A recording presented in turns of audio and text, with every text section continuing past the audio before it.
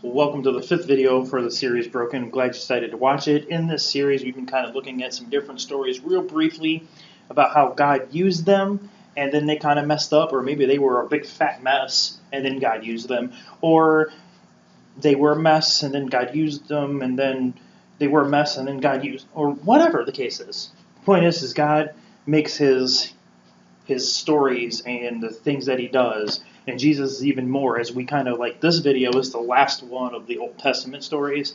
Then we're kind of going to break into the New Testament a little bit and kind of see some different things through his disciples that Jesus picked and what a wreck they were. And so we're kind of going to look at some things about them, and then also a couple other stories and a couple other people in the New Testament before we conclude this kind of journey through these people.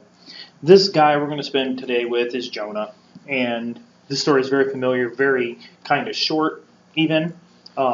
It's very clever. Normally I have a slide for this to find where you can find their story, but this one's kind of conveniently found in the book of Jonah.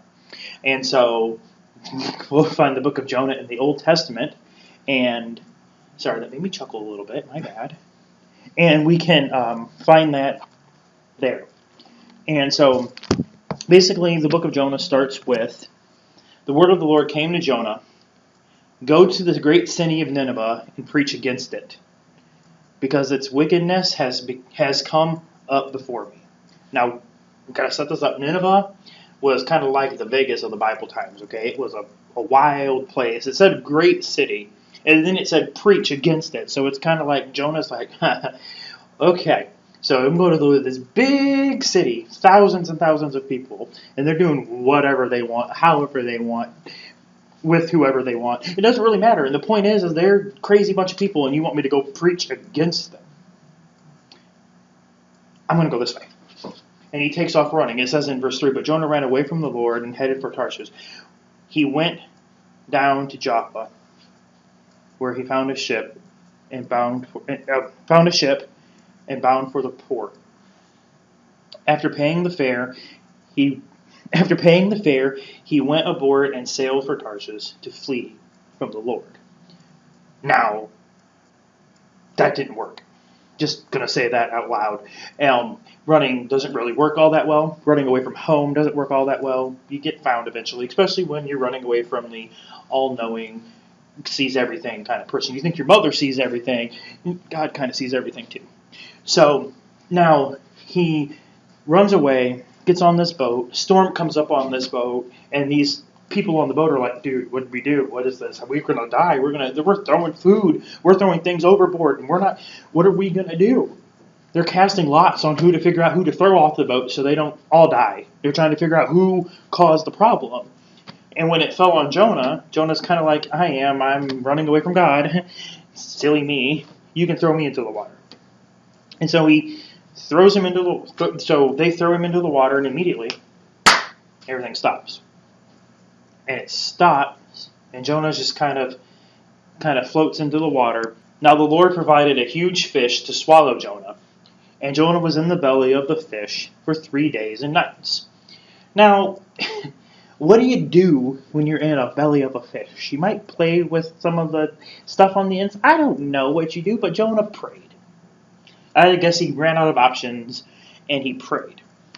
In chapter 2 of the book of Jonah is a lot about him praying and realizing that God's really the only salvation, and kind of like, I messed up. And then it says at the end of chapter 2, and the Lord commanded the fish, and the fish vomited Jonah on the dry land. So he spent 3 days in the belly of the fish. Then he got spit up with breakfast, and now he's on the sand full of whatever. And Jonah now decides, as we read in chapter 3, that it's a good time to go to Nineveh, like God said. So then it says, the same way Jonah, I found this interesting, the same way that Jonah chapter 1 started, Jonah chapter 3 started. Then the word of the Lord came to Jonah a second time. Go to the great city of Nineveh and proclaim the message I give you. So it's kind of like, are you going to do it now, or are we going to spend more time in a fish? Because if you want to go, we'll go back to the fish, and we'll do that again. Jonah obeyed the word of the Lord and went to Nineveh. Now Nineveh was a very large city, and it took 3 days to go through it. So he's kind of trekking through this town. You're all going to die. I don't know what he said. I'm just kidding. I don't know. And he's just going through there. But it says, Jonah began by going a day's journey into the city, proclaiming 40 more days and Nineveh will be overthrown. So it's kind of like, it's pretty much what he is saying, kind of like doom on you. And everything is going to come to an end. And then verse 5, the Ninevites believed God. And fast was proclaimed, and all of them, from the greatest to the least, put on sackcloth. When Jonah's warning reached the king of Nineveh, he rose from his throne, took off his royal robe, and covered it with sackcloth and sat down in the dust. So it's kind of like the whole city goes into like servant mode, and they just kind of like all shut down. Even the king sat down in the dirt. Kings didn't sit in dirt. He was a king. He didn't have to. And so this started a big transformation in the city of Nineveh. But Jonah, I laugh at this story. I'm very familiar with this story, and I kind of chuckle. I could read it over and still get the same kind of chuckles. It's like rewatching an episode of a TV show that you love, and it's just, I just get a kick out of this.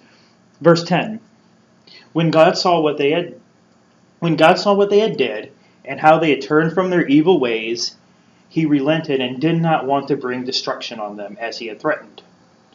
Chapter 4, verse 1. But to Jonah, this seemed very wrong, and Jonah became angry. So now, Jonah didn't do what God says. He got put in a fish. God became angry. Jonah got put in a fish, and then Jonah got spit out of the fish, and he did what God said. And then Jonah healed the city of Nineveh, and then got mad because God didn't go, okay, Nineveh's done, like he said. Jonah was a hot mess. Jonah needed a little bit of time to spend.